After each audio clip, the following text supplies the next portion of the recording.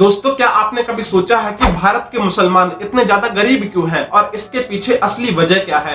वैसे ये सवाल है तो काफी ज्यादा इंटरेस्टिंग, लेकिन अगर आप ये सवाल किसी मौलाना, मौलवी, धर्मगुरु या फिर ओवैसी जैसे नेताओं से पूछोगे तो उनका टिपिकली एक ही जवाब होगा कि भारत का मुसलमान मोदी, बीजेपी, अमित शाह, आरएसएस और बजरंग दल वालों की वजह से खतरे में है और इन्हीं की वजह से गरीब है। यानी कि भारत में मुसलमानों के साथ जो कुछ भी गलत होता है उसका सिर्फ और सिर्फ एक इंसान जिम्मेदार है और वो है मोदी और बीजेपी। अगर मैं खुलकर बोलूं तो इन लोगों के कहने का मतलब ये है कि साल 2014 से पहले भारत में मुसलमानों की हालत अडानी और अंबानी से भी बेहतर थी। साल 2014 से पहले भारत के मुसलमान सोने और चांदी के बर्तन में खाना खाते थे, लेकिन जैसे ही साल 2014 में बीजेपी सत्ता में आई, बीजेपी ने भारत के मुसलमानों को आसमान से उठाकर जमीन पर पटक दिया और उन्हें जमीन पर रेंगने वाला एक कीड़ा बना दिया। तभी से भारत के मुसलमान गरीब है और दाने दाने के लिए मोहताज है। कोई सेंस है इस बात की?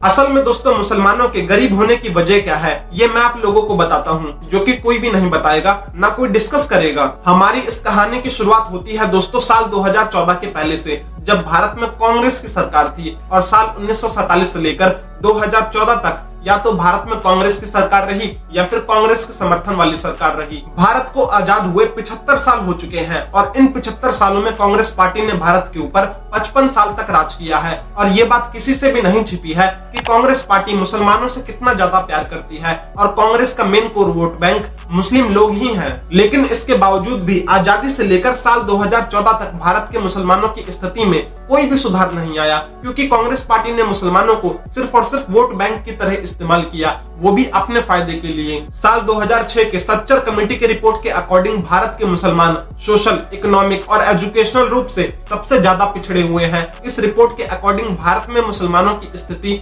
एससी, एसटी और ओबीसी कम्युनिटी से भी ज्यादा खराब है। सच्चर कमेटी की रिपोर्ट के अकॉर्डिंग साल 2006 में भारत के 31% मुसलमान गरीबी रेखा के नीचे थे, यानी कि देश का हर तीसरा मुस्लिम व्यक्ति गरीब था। लेकिन इससे फर्क क्या पड़ता है? चुनाव के टाइम पर हम लोग हिंदू मुसलमान का मुद्दा लेकर आएंगे और मुसलमानों को झक मार के वोट हमें ही देना पड़ेगा।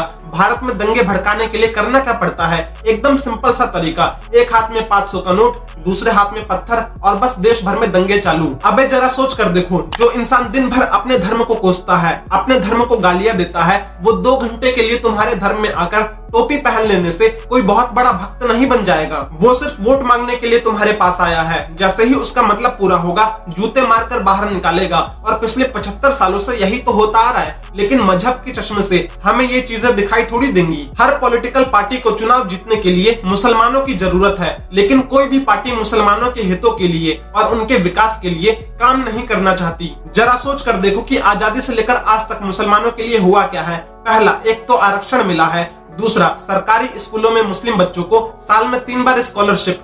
तीसरा, राम मंदिर के केस को जानबूझकर लेट करना ताकि मुसलमानों को खुश कर सके और उनका वोट ले सके। और चौथा, मुस्लिम कम्युनिटी को हर तरीके से सपोर्ट करना, चाहे वो सही हो या फिर गलत। इसमें गलती इन पॉलिटिकल पार्टीज की नहीं है, इन नेताओं की नहीं है, बल्कि गलती खुद इन लोगों की है जो इतनी छोटी सी चीज में खुश हो जाते हैं और धार्मिक मुद्दों पर खुश हो जाते हैं। अब अगर लोगों को फ्री बिजली और फ्री पानी से खुशी मिलती है तो केजरीवाल तो लोगों को यही पकड़ाएंगे ना, और अगर आप लोगों को धार्मिक मुद्दों से खुशी मिलती है तो नेता तो आप लोगों को यही पकड़ाएंगे ना। भारत में मुस्लिम कम्युनिटी के लोग एजुकेशन के मामले में बाकी सभी कम्युनिटीज से ज्यादा खराब है, लेकिन इसके ऊपर काम थोड़ा ही होगा, क्योंकि अगर काम हुआ तो मुस्लिम लोग पढ़ लिख जाएंगे, सवाल पूछने के लायक बन जाएंगे और सही और गलत के बीच के फर्क को समझने लग जाएंगे। और उस कंडीशन में ये नेता हिंदू मुसलमान नहीं कर पाएंगे, दंगे नहीं करवा पाएंगे, धर्म के आधार पर आप लोगों से वोट नहीं मांग पाएंगे। इसलिए जानबूझकर मुसलमानों को गरीब रखा जाता है ताकि उनका इस्तेमाल कर सकें। लेकिन इस पूरे के पूरे प्रोपेगेंडा का जिम्मेदार मोदी और बीजेपी है, जो साल 2014 में आए थे और सच्चर कमेटी की रिपोर्ट साल 2006 में आई थी।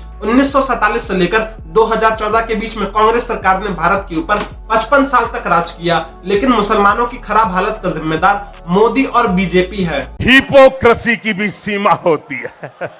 अब दोस्तों बात करते हैं साल 1947 से पहले की, यानी कि अंग्रेजों के शासनकाल की। शुरुआत में जब अंग्रेज भारत आए थे तो वो सभी को पीटते थे और सभी को लूटते थे, चाहे वो हिंदू हो या फिर मुस्लिम। इस अत्याचार से तंग आकर उन लोगों ने अंग्रेजों के खिलाफ विद्रोह कर दिया। यहाँ पर आप लोग ये बात याद रखना कि इस क्रांति में जिन भी लोगों ने हिस्सा लिया था ना तो वो हिंदू थे और ना ही मुस्लिम थे, बल्कि वो एक भारतीय थे। सभी लोगों ने इस युद्ध में अपनी जाति, धर्म और मजहब को भुलाकर अंग्रेजों के खिलाफ लड़ाई लड़ी और लगभग इस लड़ाई को जीत ही लिया था, लेकिन कुछ जयचंदों की वजह से हम ये लड़ाई हार गए। बाद में अंग्रेज इस नतीजे पर पहुंचे कि एक टाइम पर भारत में जो हिंदू और मुस्लिम लोग एक दूसरे का चेहरा तक नहीं देखते थे, वो लोग एकजुट होकर हम ही लोगों से लड़ाई करने के लिए आ गए। इसके बाद अंग्रेजों ने अपना मास्टर प्लान निकाला, यानी कि डिवाइड एंड रूल, यानी कि फूट डालो और राज करो की नीति। इसके बाद अंग्रेज भारत के मुसलमानों को फेवर करते चले गए, उन लोगों को सपोर्ट करते चले गए और इस तरह से हिंदू और मुस्लिम के बीच की खाई बढ़ती चली गई।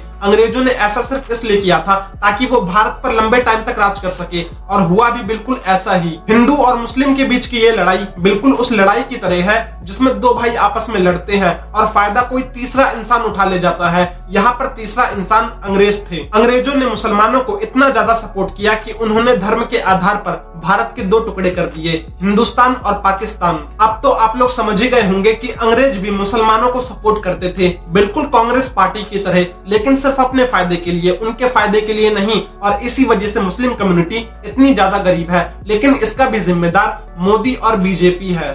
अच्छा।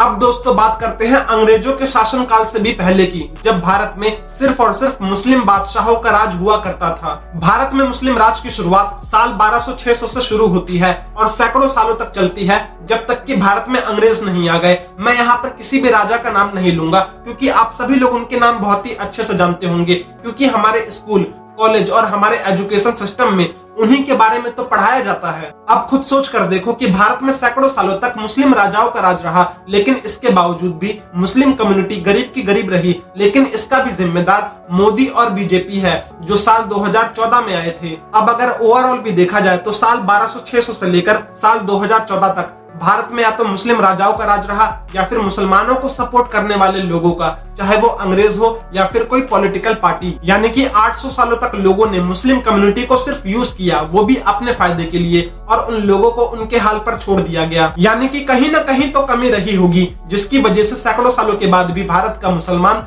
गरीब का गरीब बना हुआ है। लेकिन इसका भी सिर्फ और सिर्फ एक इंसान जिम्मेदार है, और वो है मोदी और बीजेपी। दोस्तों आपको क्या लगता है कि भारत के मुसलमान इतने ज्यादा गरीब क्यों हैं, और इतिहास में उन लोगों को और किस किस तरीके से यूज किया गया होगा, हमें नीचे कमेंट करके जरूर बताएं। दोस्तों इस वीडियो में हमने सिर्फ उनके इतिहास के बारे में जाना है। हम जल्द ही इस वीडियो का पार्ट 2 भी लेकर आएंगे, जिसमें हम ये बात करेंगे कि मुस्लिम कम्युनिटी अपनी ही गलतियों की वजह से गरीब क्यों है। अगर ये वीडियो आपको इन्फॉर्मेटिव लगा तो इस वीडियो को लाइक करें और अपने फ्रेंड्स और फैमिली मेंबर्स के साथ शेयर जरूर करें। धन्यवाद।